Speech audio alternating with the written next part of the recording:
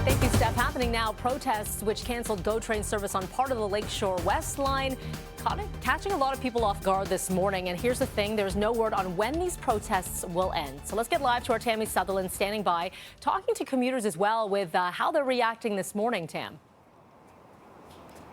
Yeah, Mel, a lot of them didn't even know about the blockade. They just knew that the train service had been affected by it. But this is why. It's just behind me here, the blockade that's sitting on the CN tracks near York Boulevard and the 403 in Hamilton. That has now canceled train service between Niagara and Aldershot stations. Now, in the meantime, commuters are being bussed in via shuttle buses from Niagara, St. Catharines, as well as Hamilton and West Harbour GO stations. They're being brought down to Aldershot and Burlington stations so they can catch a train from there.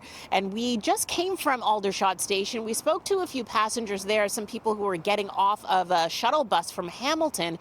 They say they weren't aware until they got to the station that this detour was happening.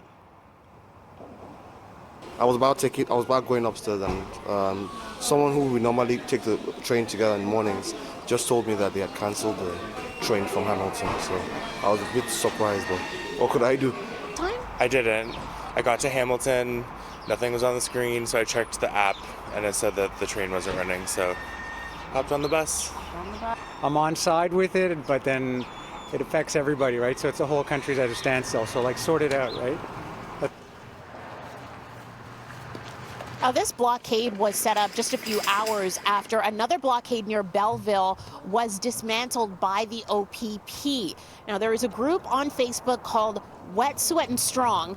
They are here right now, and they just posted not too long ago on their Facebook page that not only are they doing this in solidarity with the Wet'suwet'en pipeline protests that have been happening near Belleville and right across the country, but that they also received an injunction from CN Rail last night telling them to move away from the tracks. They say this morning that they burnt that injunction. We did see some fires that have been burning there all night long as these protesters have spent the night here on the tracks. And they say in that post as well that they will stay here as long as it takes before the OPP, of course, move away from the tracks in Belleville. We'll see how long this lasts and whether or not Hamilton Police or any other authorities are going to be moving in.